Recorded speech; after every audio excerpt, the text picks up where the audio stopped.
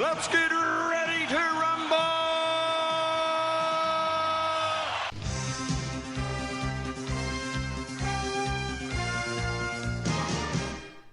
Hello and welcome to Netflix versus Cinema, the podcast that is thinking that with the coronavirus out and about, Netflix might actually win this war. I am Tosin and I am the host, based up in Coventry near the Midlands, or the other way around. I always get that wrong. And joining me on the Isle of Wight are Shaun. Hello there. Switched it up this week. And Sharon. Hello. How are you guys doing? I hope you guys are doing well, staying away, washing your hands, all that stuff. Yes. Are you doing the happy birthday twice, or are you doing baby shark 3 times? Okay, now this is something I have no idea about. What is this? As I say, you can time how long you need to wash your hands by either singing happy birthday twice, or you can do like baby shark 3 times, I think. That is the same thing, 20 seconds. Oh, is It's baby shark. Baby shark, baby shark. I'm confused Baby as hell. shark. You know baby shark. Oh, baby shark. If I know baby shark, you know baby I shark. probably do know baby shark. But Do you know baby shark, Tosin? I do know baby shark. Do. Baby shark, do do do do do do. Oh, yeah, Baby yeah. shark, do do do do do. And it goes on forever. There's like 10 verses. I know. My niece sang them all to me once. Really? And I was going, oh, that's nice. No, That's nice. How many more verses? Not even that. You have, it's like you also have different versions. So the one that became most famous was the one that I think was made in Korea. That goes baby shark do do do do do do baby shark do do do do do do baby shark do do do do do do baby shark. And then there's another one that's okay. Let's keep this on track. There's one that's on Amazon that goes baby shark do do do do do do do do baby shark. But yeah, essentially. Oh, Yeah. a bit more syncopated. A bit more, yeah. So it's kind of like, it's weird. I did not realize that there were different versions, but it's one of those things that came up, just took over the world, and I think for most parents, like was the scourge of their lives for at least a couple of months. Yeah. So Once you hear it, you can't unhear it, I have to say. yeah. So I was thinking. So I didn't hear that whole thing about washing your hands with baby shark. Yeah, I think you can time it to baby shark. Did not know that. Learned. You see, educational. We learn something new every day. Yeah. So with me, I'm just washing them as and when, and every now and then becoming really conscious of the fact that I'm subconsciously touching my face. So. Oh yeah, I'm a face toucher. Yeah. Yeah, well, I've never been, because I always know it gets through the tear ducts, so I've never tried. I tell a lie. There are times when I have done it, but I don't try. As soon as I feel myself going near my eyes, I'm like, no. I'm one of these people who always gets dry eyes, so I'm always having to sort of scratch my eyes. So I am one of these people whoever's going to get it, I'm going to get it. I can almost guarantee that I'm going to get it at some point. Well, Me? it's just. I wash my hands. I do the stuff. I'm just carrying on as normal. Yeah, me. Yeah, well, but I am a bit, they just said, I was listening on the news because I've only just got started to do something. They've stopped all school trips now. And there was our school I'm at, they were going to go to Athens on Monday. Oh, but they're disappointed then. I don't know what happened. I think it's just advice. So what's your area like, Tosin? I know there are cases now on the Isle of Wight, but not many. Are you in an area where there are cases of coronavirus? There are some cases that have been said in the hospital. There are some cases. Obviously, with my wife being a doctor, it's kind of one of these things that I hear when it's like, oh, we got something. But even in the hospital, it's kind of like, it's sort of like, scuttlebutt that, we've got somebody here, but nobody knows. Well, apart from the people who are treating the person, nobody knows where they are. Yeah. So I don't think this. I don't want to be a scareman or anything, but I reckon it's a lot more serious than what they're making out. Because it seems some of the stuff that's going on in some of these countries. I think it's like that film, The Crazies. Have you ever seen that? Yeah, I've seen The Crazies. And it was remade as well, wasn't it? Yeah. The George Romero one. That's what I was thinking of, and then saying about. So, this could be. It might be zombie holocaust. Might be what I've always wanted. Well, the thing is, okay, so I think the main problem is that there is no plan for it. That's what the problem is at the moment, that there's no plan, there is no medicine, there's nothing to deal with it. And that's what's causing all the panic, because it's kind of like it's because the effects itself, I think, for it seems to be deadly for a certain demographic. So essentially, if you're older with underlying health issues, then it looks like it's quite bad. Yeah. But so I expect they make a movie about it, don't you? Oh, they're going to. Oh, did you hear the news about? Did you hear the news about Contagion, the film, the Steven Soderbergh movie Contagion? Oh yeah. Got about it. So ever since this, they're going to show it, are they? No. Ever since the coronavirus thing has broken out, Contagion has shot up the charts on the iTunes movie thing, and essentially loads of people are watching this film because the story of Contagion is about a virus that starts off somewhere in Southeast Asia, then gets passed on to humans through animals, which is the way they thought the coronavirus started up, and then just sort of like spreads. And the route that it takes in Contagion, people are like, oh my god, this is very, very similar to Corona. And the only difference is that Contagion, the virus in Contagion is a lot deadlier. So but essentially the whole world goes on lockdown in the film for like 8 months, and when you look at the world, you're like, okay, yeah, was this film like prophetic? And also, and another thing, there was the author Dean Koontz. Yeah. So Dean Koontz wrote a book in the 80s called The Eyes of Darkness, I believe it was called, in which there is a virus where, in the second edition of the book, this virus was named the Wuhan 400 virus, and and it starts off in Wuhan and travels around the world and all that sort of stuff. It is just kind of like, and apparently this book has been like, oh my god, it's become like a big thing on social media. People saying, what did Dean Koontz know? What has he been talking about?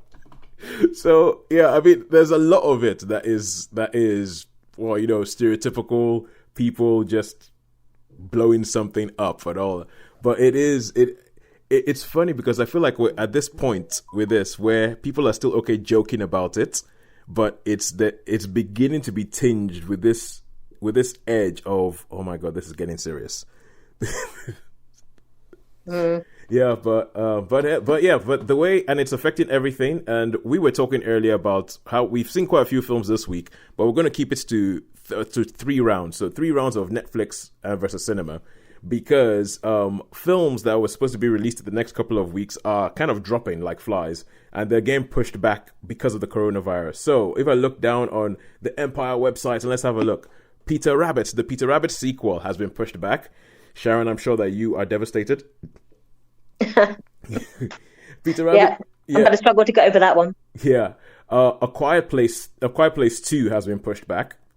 Fast and Furious. Oh my goodness. Yeah. Fast and Furious 9. Oh, right, that's all right. That can be pushed. Fast and Furious can be pushed back for hours. You see, I'll be pushed back into next week. The thing is, I'm equal opportunities, Shaun. I knew that Sharon wouldn't care about Peter Rabbit, and so I thought I'd bring something up that you wouldn't care about either. Fast and Furious. Thanks, mate. Thanks. We'd like to share it out. That's what we like. A bit of fairness. Fast and Furious has been pushed all the way to next year, to April 2021. And obviously the one that kicked it all off, No Time to Die, Bond, has been pushed down all the way back to November. So essentially, the way this is going, and the way it's affecting sports and all that, it's not beyond the realms of possibility that they would say, okay, cinemas have to close. People anywhere where people gather, close. And this is why I was saying that I think Netflix might be winning this war, because Netflix is like, oh, are you self-isolating? Don't worry, we've got you. There'll be a lot of series being binge watched. So yes. Yeah, there will be. And I actually go through the whole lot of Game of Thrones again. Yeah, and I actually reckon that what's also going to happen is that some of these films that have been scheduled to be going in the cinema soon will probably never show up in cinema and show up on Netflix or Amazon Prime or something like that instead. Yeah, they'll migrate. They'll migrate because it's just going to be too much of a financial burden to have spent all that money on that film, and they need to start recouping it at some point. I reckon that, so Netflix, I think, is going to be coming in with some low-balling offers going, so, A Quiet Place 2, huh? Make it a Netflix exclusive. Make it a Netflix original. I reckon that, which would be a shame, but as is the mantra for everybody now, there are more important things in life. Yes. I mean, sometimes we don't I don't really think we think about it. I don't. Sometimes I look at the three of us and I'm not so sure that we agree on that, but we have to say it. There are more important things in life. Oh yeah, absolutely. All right, now let's get onto films. Let's get onto films. The ones that we've managed to watch, coronavirus, whether or not. And the good thing about this podcast is that we can carry on even whatever happens, because hey, I'm not around you guys now, so whatever I have, you're not catching. You guys might be catching stuff off each other, yeah. But yeah, we're not in a vulnerable group. No. Yeah, cool. Now, so let's kick off with Shaun. You've seen, as usual, everything, and you wanted to have a quick rant about something you saw called Sacrilege in the Cinema. So this is a section of the show that we call Also Rants, where it's films that we're not going to put into the main rounds. They didn't make it to the big dance. But anyway, we want to say a little bit of something about it. And Shaun, it sounds like you have a bee in your bonnet about this film. Yeah, this is what I would say about this film. This 2020, so it's this year. It's like it's really, I think it's supposed to be like an independent horror British film, and obviously whoever saw it, it was like Midsommar. So it's this bunch of girls basically that decide to have a girly weekend in this house, and they meet this young dudey hitchhiker who says, "Oh, there's like a festival here. There's like a festival, bit Wickery Manish." Anyway, they go and they find some cannabis and some whatever and that, and then they have to write their fears on this piece of paper. They throw it in the fire. Oh, that's never a good idea. Never a good idea. And this woman says to him, "You need to go." Now, if someone says to you, "You need to go," and then she says to him, "No, I can't do that, spoiler." But yeah, no, that's not really spoiler. He goes, "Oh, you're stronger together." Right, okay. Anyway, they think that because they've been partying, that it's all right. Anyway. And then they all go off in their different directions, and some things happen to them and they all run around screaming and stuff like that. And it's a bit girl powery with sort of with girls liking girls sort of thing. So it's the girls. I should think. Oh, it's okay, probably, cool. So it's kind of like a feminist take on that whole thing. A feminist take on that genre. Yeah, so I'm sat there on my own, because it was when I just sort of popped in after work to see like that, and there's this things going on, and I'm thinking, oh well. I mean, lucky enough, there wasn't many people in that. I think there was 2 girls in there. Yeah. But so yeah, I think it was trying to be something more than what it was. So just all I'm going to say about this is probably not worth a watch. Well, yeah, I mean, it might be for some people. It might be worth a watch. I think it was something trying not to be. And if I could have me 2-minute spoiler rant, I could just say all the things that is like so bad. And I would say with horror films, if someone tells you to get the hell out of there and stay together, I'd get the hell out of there and stay together. Not go on my own somewhere. So not go off, not wander off, and like, oh, I'm just going to go. I will watch you through the window. Just I'll watch you through. I'll make sure I won't be away from you. Just go. Make sure you're all right. Trying to find. But if we did that, how would it be a horror film? If we did that, how would anybody get killed? I know. I mean, people did not. I know. When I do finally, Tosin, we need to do a side thing where I can do my spoiler rant. I do need to do that because it'll be great. I'll tell you what, Shaun. Just get your phone out, record it, send it to me. We'll make a whole series about Shaun's spoiler rants. Okay, cool. Brilliant. Okay, cool. So that is sacrilege. That is sacrilege. That's sacrilege. It's. No, there's a pun in there that I cannot be bothered. No, okay. Right, let's get on to the main course. This film is like. Oh, by the way, I'll just say I watched The Invisible Man. Yeah, I watched The Invisible Man, and I see a lot of the things that you were complaining about, Shaun. Some of them I don't think were warranted. Right, okay, fair enough. Like the bits you were talking about, the car going for miles and someone getting there before you. I think that there was. Yeah. I think they make it clear that the other person also had a car. But did they make that clear? I didn't spot that then. Oh yeah, they did. The other person was using a car as well. And but the thing you said about the paint, and seeing as we're talking about a film called The Invisible Man, I'm sure people can figure out what we're talking about. There's a scene that involves paint, and it's one. You of those. Agree on that one? Yeah, I agree. I've spoken to people about this, and the sink's not just going to cut it. Yeah. It's. Yeah, I mean, even if it's water soluble, it's still a bit of a stretch. It's still a bit of a stretch, and you obviously liked it then, Tosin. I'm getting the feeling you obviously quite enjoyed this. The thing is, I think I actually agree with you. I think it started really well, and I think it could have been something quite good. It could have been where it starts and where you're going, and I'm thinking like the whole idea of what yeah, when it is when they use horrors and they use horrors to sort of examine modern day fears, like how like the Night of the Living Dead is actually a film about people being zombified, or Day of the Dead especially about like the zombifying effects of consumerism, which people might think I thought it was just a horror film with zombies in it, but no, there's something in there. Oh no, they're all layers. Yeah, like Get Out is really about the fears of black people in America, about their identities being taken over and like their things being taken over. Those sort of things. I mean, Us has a similar thing. Jordan Peele is really, really good at doing this, and that's also Blumhouse who made Invisible Man. And it starts out as a less subtle examination of what do we look about when it comes to abusive relationships nowadays, which is obviously in the Me Too era with things like Harvey Weinstein, people abusing power. It starts off with where it could have been really something good along those lines, but it does degenerate into a kind of like almost stalker movie. And I know what you mean. Stalker action thriller movie.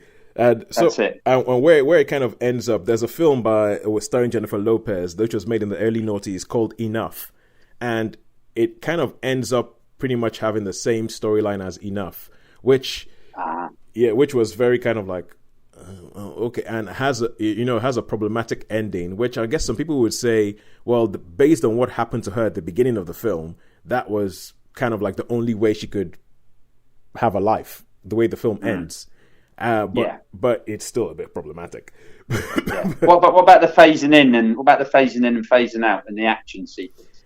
In the action sequence, I think that that's actually done pretty well. And this is a bit. Tosin, I'm disappointed, man of your intelligence. Yeah, no, but because Shaun, the way you made it sound as if she was the only one who could see him facing in and facing out. But right, okay, yeah, point taken. Yeah, that's the way you made it, but that isn't the case. That isn't. But every time someone came in, every time someone new came in, he wasn't phasing, and they're like looking around. Drop the gun. Oh no! That's not what happened.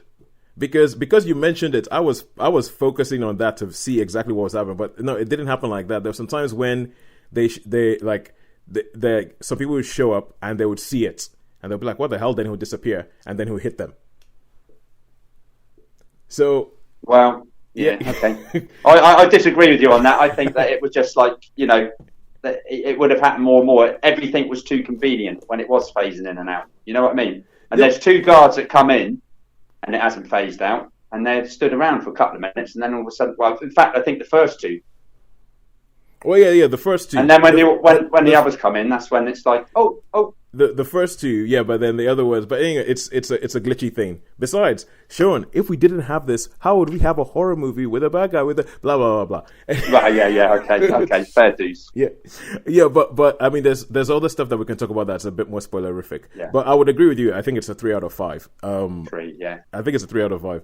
But I think some of the things that annoyed you didn't annoy me as much. Some of the things I totally agree with. So, Right, let's go to this week. Now, this week, we're going to kick off with something that in true Netflix cinema style, I am the only one who's seen it. This is an animated film, and therefore, Sharon has taken more care to avoid this film than she has to avoid the coronavirus. Let's put it that way. Yep, I've been singing Baby Shark about 2.5 hours for that one. She'll rather do that, yeah, just to avoid this film. This is a film called Onward, and it is the new Pixar movie. Now, it's a film that I'm a big Pixar fan. I'm a big Disney fan. I mean, these sort of things have been made for me ever since Toy Story. I'm like, yeah, this is my world. I love Pixar. I think they are master storytellers. They've had a couple of bits where I feel like the initial hit rate was just so hard and so good. I mean, culminating Toy Story 3, which is just a master class of a film, that they were going to have a dip. I mean, I don't think you can stay that high. I mean, everybody look at Liverpool nowadays. You can't stay as high as that for so long. You're going to have a dip at some point. And now with Onward, everybody's been saying, oh, they're back. It's good, all that sort of stuff. And it's pretty cool. It's one of these high concept things that they tend to do, where the whole idea is, you know how when you watch a film, like let's say The King or Braveheart or Gladiator, it's kind of like looking at sort of an olden times, medieval, Roman Empire version of our world, which eventually sort of like, develops and becomes the world we have now with technology and phones and cars and all that kind of stuff, right? Mm-hmm. Yeah. So the central idea of this is like, imagine a fantasy world, like imagine Middle Earth. But imagine if Middle Earth kept developing and eventually developed technology and all that sort of stuff. So in this world, you have your elves, you have your magicians, you have your unicorns, your centaurs, you've got your pixies, you've got fairies, you've got essentially think about every single thing you could have in a fantasy world. It's like, imagine if you're in a World of Warcraft video game. It's Narnia. Is that the trailer with those unicorns? Yes, is the one with the same film. Yeah, there's a trailer I seem to remember with I've seen a clip with some unicorns going through the trash. Or something. Exactly. Yeah, this is that film. So the whole idea is that, and they have this whole thing at the beginning of the world, say like, in the world there used to be magic, and magic was everywhere, and then they went, but magic was too hard, so somebody invented technology, and then they forgot about magic. So so you have this world full of elves, full of all these things, but they're all driving cars around and they're on their mobile phones and all, but but nobody uses magic anymore. And they have this whole thing about centaurs where you have two brothers, and one of them is like a historian almost. He's always playing this game, which is like Dungeons and Dragons. Only thing that in their world, it's not fantasy, it's based on ancient history. So you're playing a game based on ancient history, a bit like if someone was playing Risk or something. And he's talking about how, do you know that in the past we had centaurs, and centaurs didn't need to drive cars. They could run at 75 miles an hour. But nowadays, centaurs don't do that anymore. They've forgotten who they are. There's this whole, I think it's clever. I quite like it. That it's sort of running through the whole film of a world that's forgotten what it has because technology has taken over. And because technology does this, we don't have to do the things that we used to do. Which has very, very obvious sort of like, allegories for the world that we live in now. But the story that they put into this world is that there's these two brothers. Their dad died when they were quite young. One of them never actually met his dad, and it turns out that on his 16th birthday, his dad had found a magic staff and given them a spell. And if they cast this spell, he gets to come back for one day. He gets to come back for one day, and they get to actually hang out with their dad. And the one who never met his dad gets to actually sort of meet this person that he's heard so much about for 16 years. And but the problem is, because no one's done magic for so long, they're out of it. So when they try and cast the spell, something goes wrong, and only half of their dad shows up. So for most of these films, you have this sort of Weekend at Bernie's thing where you have legs walking around with no top. And it turns into a quest movie where they have to go on a quest to find another stone. And when they find the other stone, they can finish casting the spell, and then they can get the rest of the day with their dad. So the two brothers head off on this quest. And I think this film is delightful. I think it is delightful. It is knowing about the whole thing of when you have a fantasy quest movie. But it's like, what happens if you put a fantasy quest, but instead of having all this... the old like, you must go to the gate of your order, and when you go to the gate, you will ask this person this thing, and then that will happen. But now you're doing it, and you're driving in a van. You're driving in a beat-up old van, and one of them is talking about, we must go to the Manticore's cavern, because at the Manticore's cavern, we will find that there's a place of magic and wonder. And he opens up the door, and it's been turned into a TGI Fridays or something like that. Oh. But I think the film is in the best Pixar style. It is very, very moving. And because it's a quest movie, it obviously has one of these final battles. And I love the fact that they've sort of updated what a fantasy movie would look like, but in today's world. There's a little bit of like a Goonies kind of feel about it. Like, we'll go from this place to that place, solve this puzzle, do that thing. But it has one of those finals battles that is actually exhilarating to watch, that they've seeded things throughout the film. So one of the brothers ends up being quite good at magic, and he finds out things about different spells he can use at different points as the film is going on. And in the final battle, it's not one of these things where, like, Shaun, I know you would hate this in final battles, where all of a sudden this thing comes out of nowhere, and all of a sudden something that you haven't seen the whole film, it's like, we've got this now, we've got the magic gun, and boom, yay, we won. It isn't one of those things. They use all the things that they've shown you throughout the film, and that's what they use in the final battle. I love the way they do it. I love the fact that it's really a two quest, because the boys go off on a quest, and then their mum follows them on the quest, and then their mum ends up forming a double act with the Manticore, and the Manticore is kind of like a dragon, lion, scorpion cross, who's voiced by Octavia Spencer, and she is brilliant. She is brilliant because she's like saying, "Oh, I've forgotten who I am. I need to find out. I need to get back to the heart of who I am." And it's just so.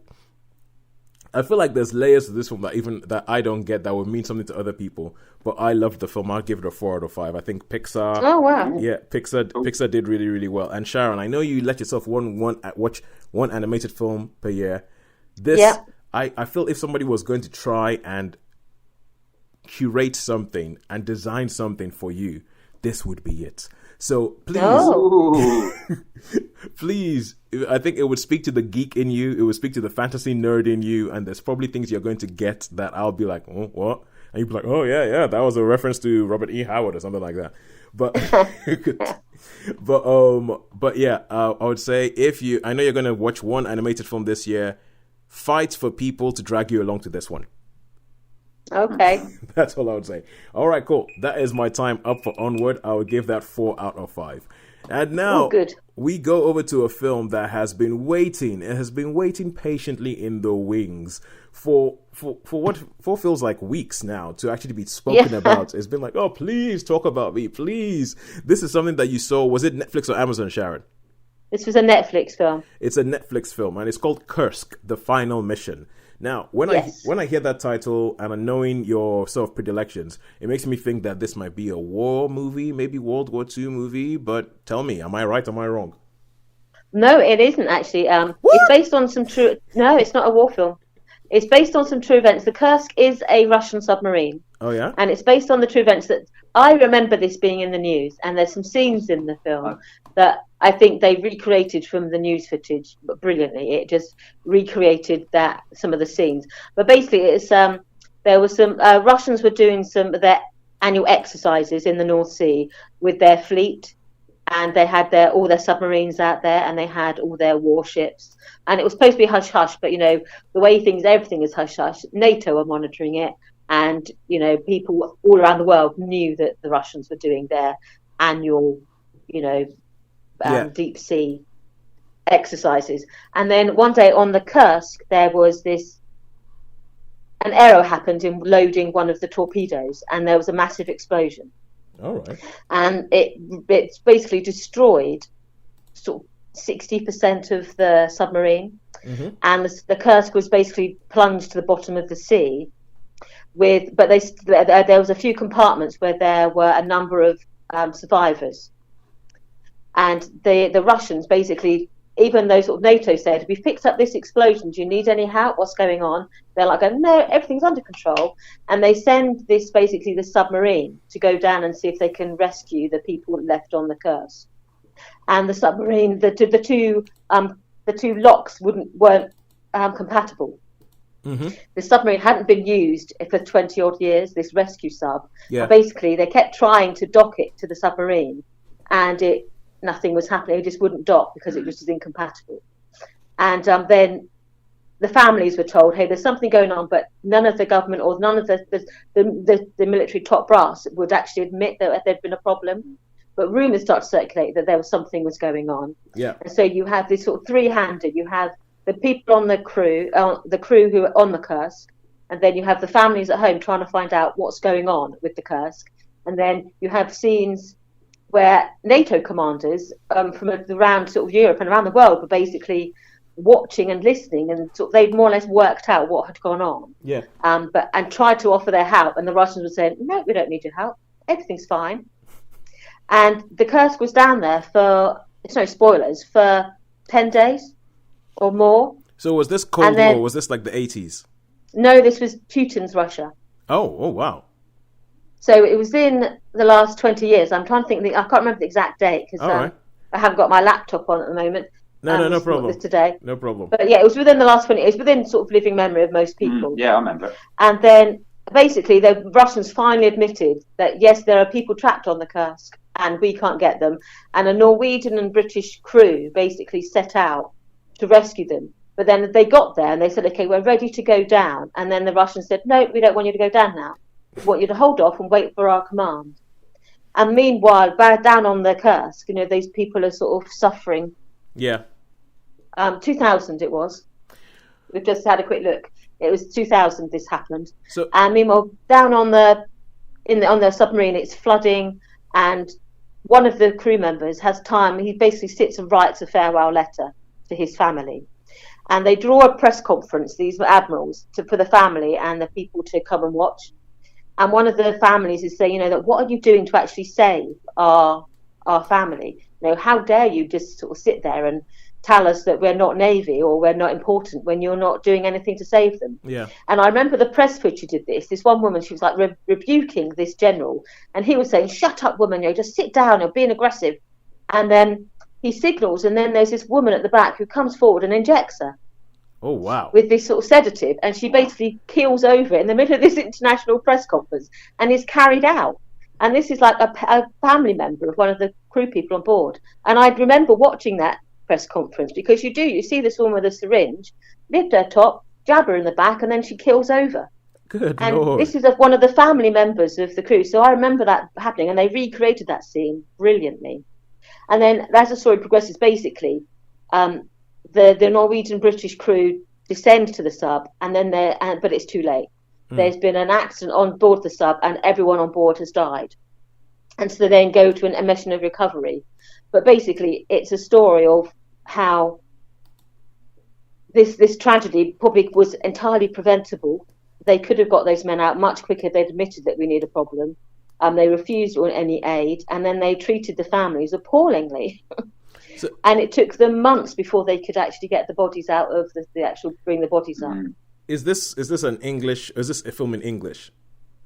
Yes, it is. It's in English. Yeah, okay. It's got an international cast. It had Max von Sydow, who just recently died this week.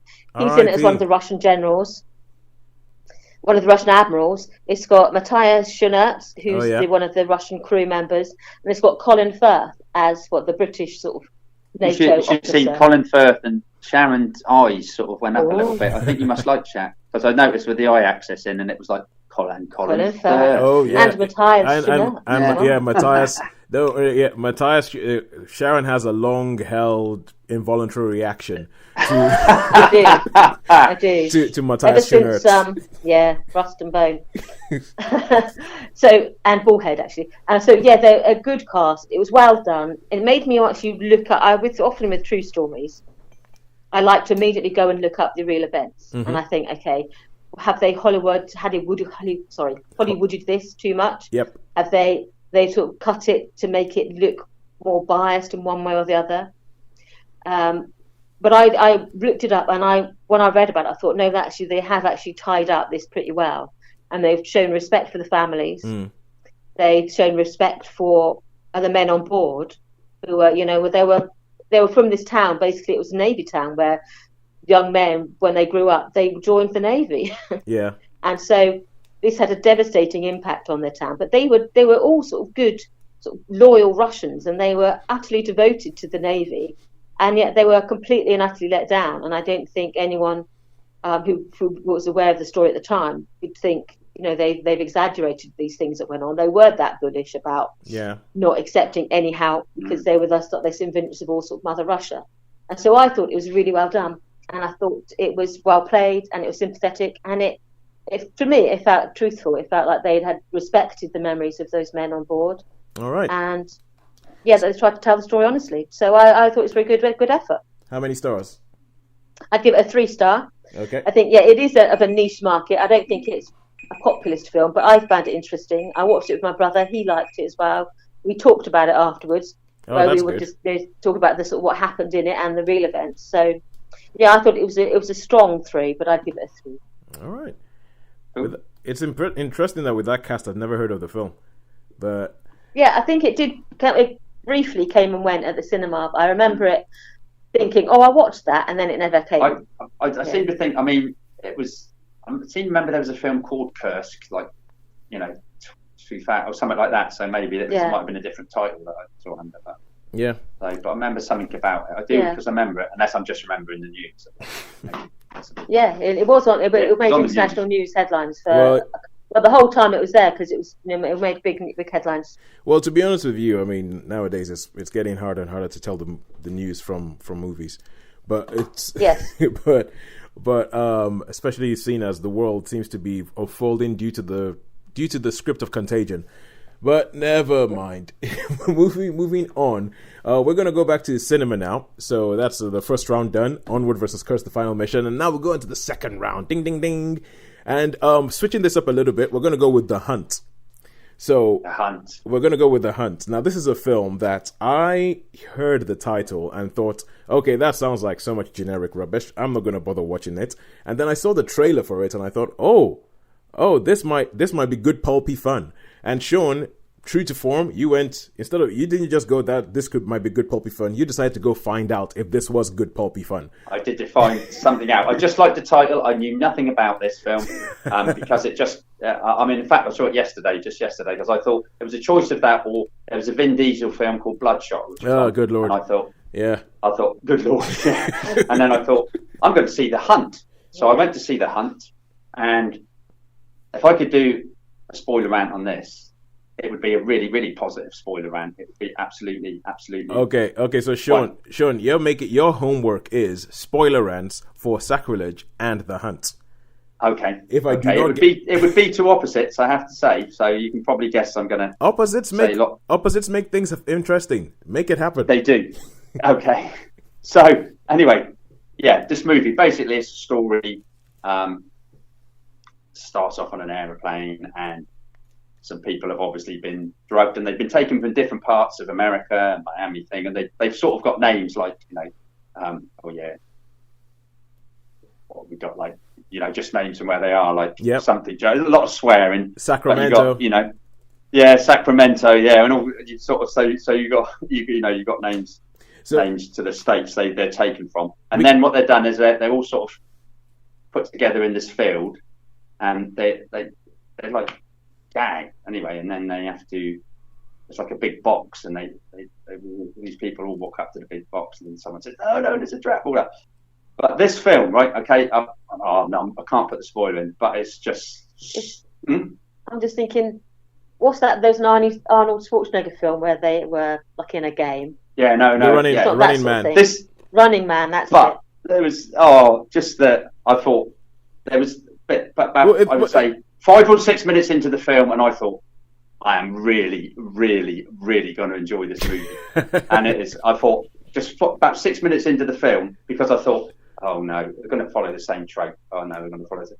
And then, whammy! Wow. Okay, this is good. So, and loads of things happen on the way, which is just like really, because this is a subgenre. This is part of the subgenre of films where you have the humans being hunted by other humans. So like Sharon mentioned the Running Man, the Arnold Schwarzenegger movie Running Man. There's the Jean-Claude Van Damme movie Hard Target, has a very similar thing. That was knocks spots off of them. I mean, I like the Running Man, but this knocks spots off the Running Man. Let's see. I know there was a Mary Van Peebles movie. There was the David Fincher movie, The Game with Michael Douglas. So I don't. It's all those things. There's nothing. Forget all those. Don't mention any more, Tosin. Okay. Don't mention any more. Let's knock spots off every single one of those. But what's so great about it? I mean, it is a black comedy, but what's really, really good about it? It's politically correct liberals going after conservative bigots, so it's like a bit of a role reversal. Normally it's like the southern boy, you know what I mean, those damn things and all that. And there's even bits where it says, oh, you can't call them that now. You can't call them. You're not allowed to call them the people that are hunting. You can't call them coloured anymore. You can't call them. And so it's really like it's those people. And I mean, I love the leading actress. I mean, I don't really know much about her. I've seen her in a few things. Betty Gilpin, is it? Yeah, I've seen her in a few things. She was in Isn't It Romantic? But she's always sort of like she was in Stuber, but she's always kind of in the background, and it's usually sort of like a comedic relief character that I've seen her play. And even from the trailer from this, I was like, oh, she's getting her action hero on. I like this. I love her. She goes up along the side of me with like Ripley and Sarah Connor. Yeah, definitely. I like those big tough chicks. Oh, and the girl from Ready or Not. Sorry, is that being a bit? And the what? Sorry, the girl from Ready or Not. Oh yeah, Ready or Not. I liked her as well. That's good. Sorry, I know. I mean, I like strong well, these days, I mean, it's good to have strong women characters, isn't it? And Hilary Swank's in it, and I love Hilary Swank. Yeah, she's just great. You see, that's the thing. The trailer for this just intrigues the life out of me because people keep showing up, and you're like, "What? Hilary Swank's in this? Oh my god, yeah, I recognize her. Oh, wait, what is this film?" Because it is good. So but you said that it lives up to that trailer. Oh yeah, I mean, I haven't seen the trailer. Yeah. I've not seen anything about this film. I think it's been quite controversial, and I think because I had a little brief look afterwards because I was intrigued, and I think there's some people that are not particularly keen on it, and some people that are. So that's always a sign of a good movie. And I think it was put back like a long time as well because of whatever. But the action sequences are great. There's no. Well, I mean, it's a black comedy, silly film, but I don't think there's anything silly in it. See what I mean?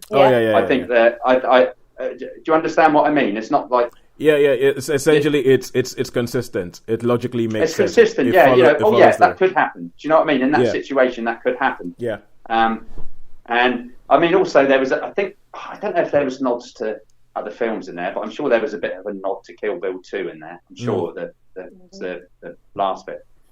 But and I mean, I just love some of the characters. Some of the characters are great. So how many it's basically what it is. It's like a role reversal as well. There's lots of I think it's a social commentary as well. To be honest, sounds like it. Yeah.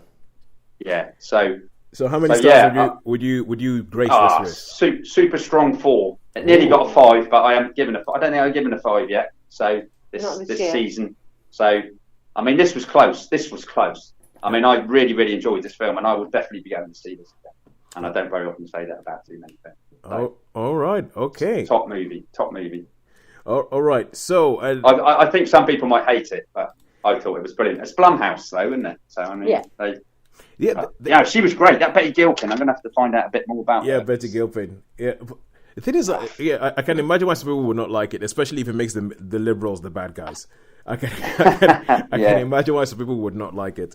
I mean, I think I would have to see the execution of the film to see, but I think a film in which the liberals are the bad guys, on its own, I'm okay with that because I think people are bad, people are good. It doesn't matter what side they're on. But a film it reminded me of, Toast, sorry, just getting it. Did you ever see the Belko experiment? No, I did not. All right, okay. Well, yeah. It's in that sort of vein. It's that sort of vein where it's kind of essentially people making sport with other people. Yeah. So you might be interesting. I'd like you guys to see it because I'd like your take on it. You'd probably hate it. Well, I'll see if it's still around. I'll see if it's still because it's already in cinema, so they're probably going to try and stick it out. I'll see if it's still around in the next week. All right. So and now we go over to back to Netflix and Friends, and we're going to talk about A Walk in the Woods. Now, A Walk in the Woods. This is a film that Shaun, you saw it this week, but it turns out that Sharon has actually also seen it.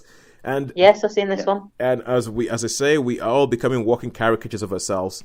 With this is based on a book, which means that. So Sharon, do you want to tell us a little bit about where this comes from? That Shaun can tell us what his viewing experience was like this week. Yeah, this was based on a book by Bill Bryson, A Walk in the Woods. It's basically Bill Bryson is an American writer who lived for 20 plus years in Britain, and is married to an English lady. I'll just say in there as well. And for most of those years, he lived in Bournemouth. Yes. And he used to write for the Bournemouth Echo. He was a southern, he sort of lived southern. And then he decided at a certain age in his life that he was going to go back and live in America for a while. Yeah. And part of that experience was like getting to grips with it. But he'd retired largely from work. And he decided that as a challenge to himself to get out of the rut of just like dwindling into retirement, he was going to set himself this big challenge. And the challenge was basically to walk. Is it the Appalachian Way or something? Yeah. But it's one of these East Coast walks that basically is known for it's doable, but it's challenging. I mean, it's walking through miles and miles of woods. And when we think of a walk in the woods, we tend to think, an hour, you walk around in the woods and then you sort of see clearings at the end of it. This is like hundreds and hundreds of miles of dense woodland and mountains and hazards. It's all the way from like Massachusetts to Georgia. Yeah, it's hundreds of miles long, and it doesn't go through. It's like wilderness basically. Yeah. And so he sets himself the challenge to do this, and he's going to take his best friend who decides to come along. Now, Bill Bryson is played by Robert Redford in this film, a casting that he's probably entirely flattered by. But he takes his best friend along, and his best friend in this film is played by Nick Nolte in his most sort of best, where he's just I like this full of life. Yeah, I don't think he's the best friend though, is he? He sort of turned up because there's a little scene in it. You probably don't remember. He's been so long, but he says, "Oh, by the way, He says, "Oh, will you come along?" He goes, "Well, you didn't phone me." And he goes, "Oh, right, okay." He says, "I heard about it from so and so, so and so." And he's just sort of invited himself along, but and they proceeds to sort of make his presence felt, doesn't he, all along the way?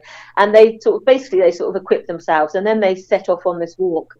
And like all walks, it's not about physical exercise; it's a journey into self-discovery. There's comic encounters. There's a sort of self-discovery as they go along the way, and it's just a bit of a romp, really. The book's great fun to read as well, and it sort of picks up some of the people they meet along the way. They encounter other walkers. They encounter life in all its richness. Awesome. So you saw it as well, Shaun. Awesome. So I saw it. Yeah, it was. I mean, the reason I watched this is because I like Bill Bryson. I mean, I read the book Made in America, Notes from a Small Island, and I thought, and actually, A Walk in the Woods. I've actually read the book as well. Someone bought that for me. So I thought, because I didn't even know this existed. And then I thought it was going to be like a documentary. I thought, it'd be a documentary. And I mean, it wasn't at all. When I saw Robert Redford, I was like, whoa, and Emma Thompson. Yeah. Emma Thompson is his wife. I thought, wow, there's some big dudes in this. And then Nick Nolte turned up. And I remember Nick Nolte from a 60s film called North Dallas 40, which is one of my top films of those ancient days. Yep. But so this is basically the story of the pair of them. First of all, Emma, his wife's like, no, I don't want to go and all that. But anyway, they end up going, and he really doesn't really want him to come to start off with. And they get to a stage sort of halfway through where he says, "Oh, let's have a drive," and he goes, "No, I'm going to do it, man." And he goes, "Oh, well, I'm going to come with you." And they have these little moments where they talk, don't they? They have this and fabulous scenery. And a couple of characters they encounter. There's a couple of like, "Oh, do you want a hand? Do you want a hand?" A couple of young, brightly sparks. We can help you across the river. We'll take your packs for you if you want. And they're like, No, we can do it. We can do it. Of course, they really struggle, don't they? Yeah. And there's this one character who they come up with called Kristen Schaal. So the actress. Yeah, I know her. She's really cool. The actress, and she sort of turns up as like a real bouncy thing that tags along with them, and then she's like telling them, what did you buy that pack? How much you pay for that pack? And they're going on and stuff like that. So this was quite a good fun movie, really. I quite enjoyed this. I wouldn't say it was like brilliant or anything like that, but it was an okay movie. No, it's enjoyable. My brother did like the Rockies Trail with one of his mates. They just went over there through to Calgary, and then they walked the Rocky Mountains on some of these trails. And so I think I watched it with him, and he thoroughly enjoyed it, and I enjoyed it as well. And the fact that it was funny and it was. It was theirs. So Shaun, from the description you just gave, it sounds a little bit like, if you get what I mean, a road movie where people walk. Yeah, it's pretty much. It was a lot. They go on an adventure, the people they meet, and the places they stay, and the conversations they have. Oh yeah. Oh, good stuff. So yeah. Because I remember when this came out, I wasn't interested enough to watch because I've never read any Bill Bryson. I've read a lot about Bill Bryson, but never actually read any of his stuff. And and it sounded cool. So so how many stars would you give it? I'll give it a 3-star. 3-star. Yeah, I'd give it a 3-star. I think it's entertaining, it's fun, but 3. Yeah, but it sounds to me like this is a film that was designed to be a 3. I don't particularly think that I don't think that they were having like, we want to make a big treatise. It's like, no, we want to make something that you watch and you think, maybe I've been there too, or that's what life is like. Oh yeah, that is true. Ooh, nice tree. Or you can just look at the scenery and go, that's pretty. Yeah, the scenery was nice. Yeah.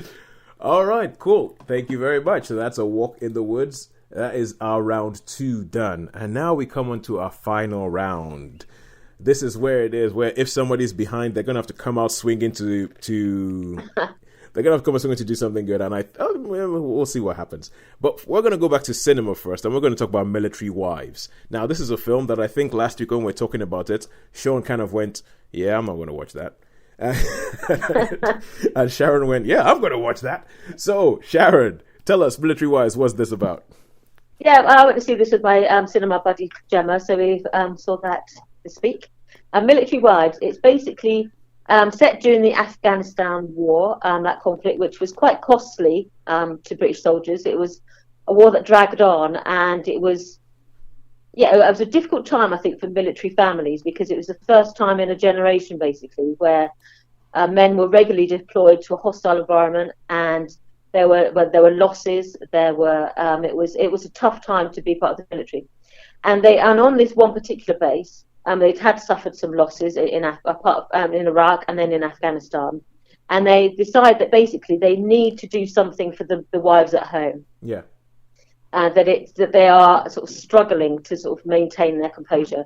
And there's the RSM, the Regimental Sergeant Major, the wife of the RSM, it's her responsibility to basically look after, he's the senior NCO on a base, and it was her responsibility as the wife of the senior NCO, because rank applies to the wives as much as to their husbands or spouses, because there's a few sort of same-sex husbands and wives there, the wives and wives. And so it's the responsibility of the senior NCO's wife to sort out the sort of the morale and to provide things to support the wives while their men are away on deployment. And this one particular deployment starts, and they say, "What can we do then for the women?" And they're like, "Well, we can have a coffee morning, and we can do awesome baking and handicrafts." And one of them says, "What about singing?" They're like going, "Nah," they're moving on. "What about a knitting club?" And then they try these other things, and nothing really gels. So they said, no, let's go with the singing. And so they form like this singing club. And as the story progresses, they basically get better. And a senior officer who's visiting the base hears them sing, and is like, "I've got a great idea. Why don't you sing at the Festival of Remembrance at the Royal Albert Hall?" And so it's like, wow. So that's sort of they then sort of go into sort of preparation mode. But underlying all this is basically the story of the Afghanistan war as well. You've got an incident where they say comms are down, and basically when something's happened in Afghanistan, they shut down comms, so there's no phone calls, there's no internet, there's no email from their spouses. And that's normally an indicator either there's been an injury or fatality or some reason, but sometimes it can just be because they've been shelled and their communications are down for a while. And so during one of these, and they get a phone call saying comms are down, and so just put people on an alert that there could be something going on. And one of these incidents you see when the comms are down, it's because there has been a fatality from someone on the base. Yeah. And then you see basically the impact of what a fatality on a small base like this, how it affects the family, the senior officers senior officers' wives in this case, and the other members of the choir. And so you do see this sort of way that military families, especially the families that are left behind, have to deal with coping with, the life at home. And so it was much more emotional than I thought it was going to be. We thought it was going to be like a light-hearted film about singing, but it actually deals with grief in quite a moving way. It deals with the challenges faced by, spouses of deployed servicemen and women. And it sort of taps into, quite a lot of sort of deep-seated emotions that we were surprised by, but it certainly gripped us. And the singing was fun as well. Yeah. So, is this based on a true story? Yes, it's based on a true story. There was a television series called Military Wives, The Choir, with Gareth Malone. That's what I was thinking, because I remember they released a single that went to number one. Yes, and they used that in this film. The fact that the song that went to number one was based on different lines and letters that their husband had left them. Yes. There's a tradition that you basically leave a death letter, a last letter, so that if anything happens to you, that you get left a letter. Yeah. As well as normal correspondence. And some of the women said, well, actually, I've read my husband's death letter. I just wanted to read it. And others said, I'm never going to read it. Even if he dies, I'm not touching it. But some of them, they wanted to have this idea of writing a song that reflected what they felt. So it's not the song the actual real Military Wives Choir used, but they write a song based on on their letters. But yeah, the real story is there was this documentary. Apparently the choir came first, so they formed this choir. Then they invited Gareth Malone to come along. Yeah. And they filmed the sort of the bit where he comes along. And when he comes along. But they don't mention Gareth in the film, and they don't mention that Gareth was, instrumental in the whole Festival of Remembrance performance. Yeah. But they do acknowledge at the end, that the choir was formed, and then the BBC drama series was based upon came second. Yeah. But so they've blended sort of fact and fiction really, whereas. Yeah, so otherwise it'd just be making a film about about how the BBC made a documentary. So they put the focus back on the women very much in this film. It's like, but okay, there was this program with Gareth, but this is about the women and it's their story. So they've sort of glossed over that aspect of it. But yes, it is based on that, the real women, and also the choir documentary that Gareth Malone did. So how many? But yeah, that was huge. Yeah. I remember it being a big thing at the time. I remember I never watched the documentary, but I remember the. I think I even bought the single. Either that or I bought the single. Yes, I think I've got it. Yeah. I think I bought the single for my mum. One of the way. I think we got it because we watched the series and then we watched them at the Festival of Remembrance, and then the whole phenomena of military wives choirs then became basically this global phenomena. Yeah. It started off as like this one small choir. And now they're in nearly every country where there's a sort of a military. They have their own form of military wives choir, and there's sort of loads in this country, like 85, I think, or something in Britain alone. Yeah. Nearly every military base has one. So with a cast that has, like, let's say, was it Kristen Stewart Thomas? It has I know Jessie Buckley's in it, and no, Jessie Buckley's not in it. She isn't? No. Sharon, but there's Sharon Horgan in it. Sharon Horgan's in it, I thought somebody. And some of the chaps, you've got Jason Fleming and you've got Greg Wise as some of the military chaps. I could have sworn I saw somebody in the trailer that looked like Jessie Buckley. Who was that? There's someone who looks like her, but I know Jessie Buckley with a curly ginger hair almost kind of thing. Yeah, she's not in it. There's another sort of ginger girl, but no, not her. Maybe there's one character I really liked, because I remember her from The Detectorists, a series that I absolutely love. Mm-hmm. And one of the detectorists is in this, and I was like going... Catherine Parkinson? Yeah, the one with I can't remember her name, but she was all right. So charmingly played. How many stars would you give it? I would give it a 4-star, actually. It really gripped me, and I found it much more emotionally involving than I thought it would be. Had it just been about the singing, I probably would have given it a 3. But because it added those sort of layers about grief and about coping with absent, spouses and dealing with this sort of situation, I really moved me, and I think a lot of us in the cinema were like sniffing away during certain scenes. So yeah, I'd give it a 4. All right. Well, somebody did come out swinging in the final round, and now, and now we get to see if Netflix can match that. And this is BoJack Horseman, the final season. Now, the final season. The final season of BoJack Horseman. So I think they've done one of these things where the last season, it's when you have a season 6, part 1 or part 2. I thought the last one was like the second to last season, but this is actually the second half of. I don't get it. I don't get this mid-season breaks that they do in America. Yeah. I just don't understand how they do things and why they do things that way. But so BoJack Horseman is kicked off, and I've spoken about this show before, and Shaun, you spoke about it. You're the first one to speak about it on our podcast. Yeah, I saw the first series, and I think some of the second. Yep. And then it sort of drifted me by. Yeah. A bit like Peaky Blinders. And I never got much further than first 3. Yeah. I don't even know how many it was. Because that was, I thought you watched 4 of them. 4 probably, yeah. I got 4, yeah. How many have there been? 5. Is it? Right, okay. Anyway, BoJack Horseman. Enough of Peaky Blinders. We've done that. Right, okay. Yeah, so BoJack Horseman. Yeah, I did like it, and I probably will catch up with the rest of them later. How many seasons is this one? This 6. I think it ends up. This is 6 part 2, and honestly, this show. I don't think that there's any show. I can't think of any show that responds as truthfully and as well to the real world as this show. When it comes to real world headlines, when it comes to things that are in the news. If it was a big scandal in the news, that BoJack Horseman the next season is going to do something about it. And so the whole idea is that BoJack Horseman is this he's in Hollywood, or he's in this weird version of Hollywood where there's animals and humans living side by side, and all the animals like walk around on 2 feet and have hands.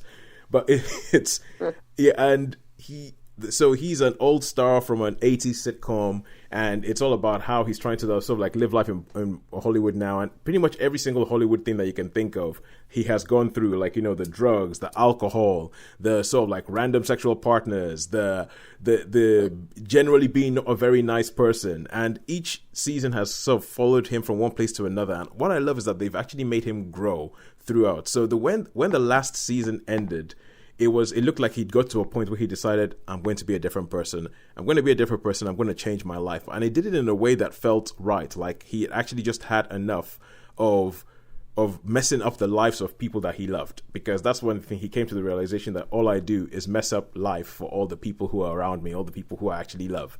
And he decides, I'm going to be a different person. And this kicks off with him. He's left Hollywood. He's teaching at a university somewhere. He's teaching acting. And but what happens is his past, even though he's decided he's going to change and become a different person and a better person, his past has still caught up with him, and all the things that he's done in the past, and let's be honest, some of them are despicable.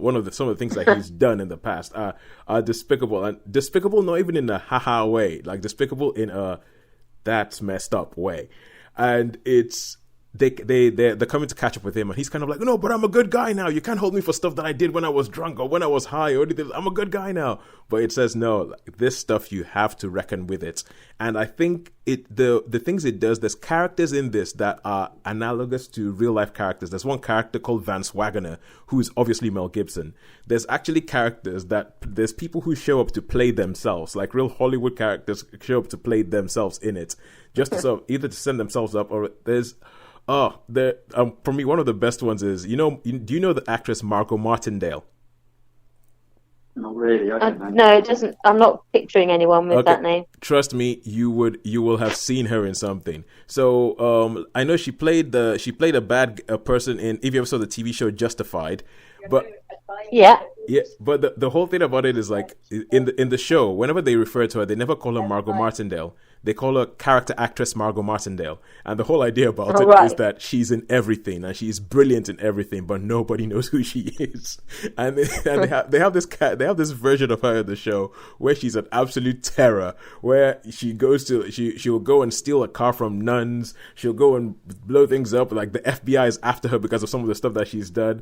And she plays herself in it, but she just sends herself up. Even though this is animated, she totally sends herself up. She has things like, it's like, oh, don't worry, when you get to heaven, you won't find me there, but my movies will be there, because everybody it's great. And they have this, and it's very, very film literate as well. There is a bit that I think some people might not get, but anybody who knows anything about film will recognize the His Girl Friday. So His Girl Friday, how you have is it Rosalind Russell in His Girl Friday? Yes. Yeah, and and Cary Grant. And you know how they sort of like bounce off each other. They have these characters called Paige Sinclair, and was it Maximilian something? And it's the way they bounce off each other. It is so spot on His Girl Friday. But they play these reporters that are trying to find out what Bojack Horseman has done in his past, and they're trying to sort of like track down this story. She shows up and she's like, "It's my wedding day," and she has such great lines. Like, okay, one of them, I'm not going to do it justice, but she goes, "Yes, mine was a story run as a star reporter of The Reporter. Front page Paige, they called me, because the name is Paige." And it's just so spot on. I think for film buffs, if you watched this season, watch it. The His Girl Friday points and the His Girl Friday riffs are inspired, are brilliant, are spot on.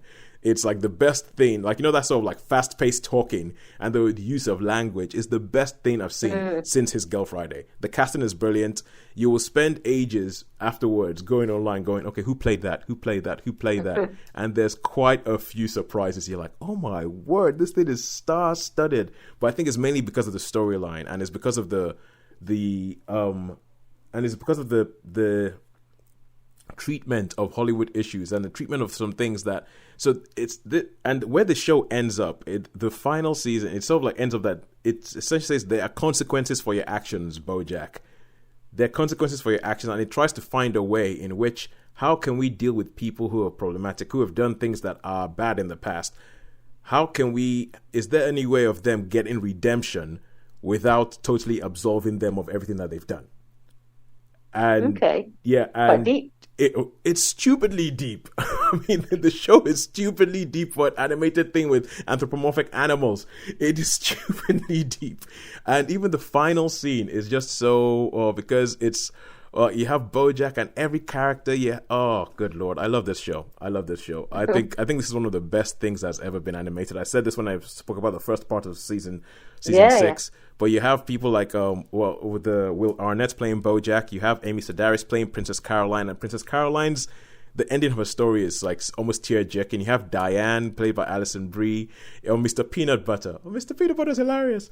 But yeah, I think the cast are on top form. I think it's brilliant, and I am going to have to give it a 5. I'm gonna have to give it. I don't know whether it's just because it's about Hollywood, and obviously I have certain, I'm interested in that sort of world. And I think that the way it's done, I think it's done in such a it's just so brilliantly done and so brilliantly handled. And the side gags, I could talk about, there's so many things you can talk about this, but I'll stop it there. I'll cut it off. I'll say that's it. 5 stars for Bojack Horseman season 6. 5 stars, wow. Yeah, awesome. Absolutely loved it.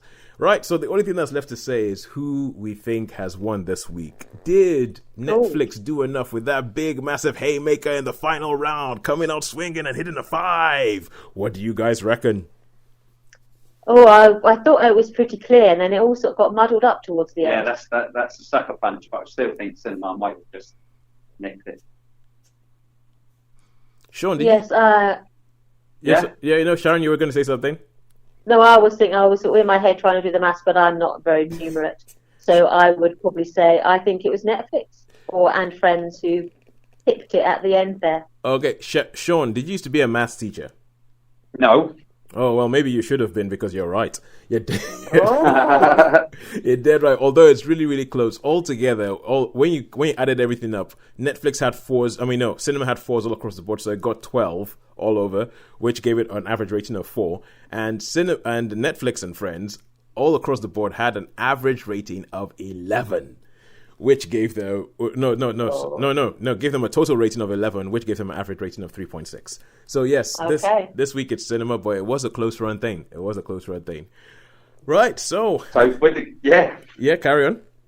No, I was just saying with the virus, it might be Netflix, all Netflix next week. Netflix versus it's out. Yeah. It could be it's like Netflix versus Corona. Shadow boxing. Yeah. Netflix Corona. It might happen that way. We'll see what happens with cinemas. They might close down, but I think let's see of the films that we have here that we can still talk about. We can talk about we can talk about Little Joe. We can talk about Fantasy Island. And Shaun, if you want to see a film that's going to give you a mother of a rant. Someone always told me, because I did think, I might go see Fantasy Island, and then someone said I wouldn't.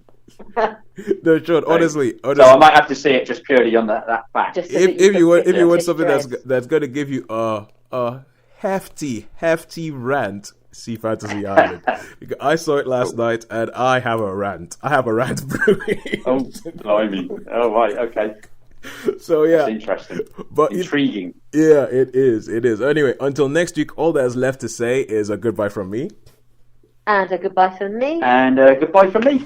We will speak to you guys next week.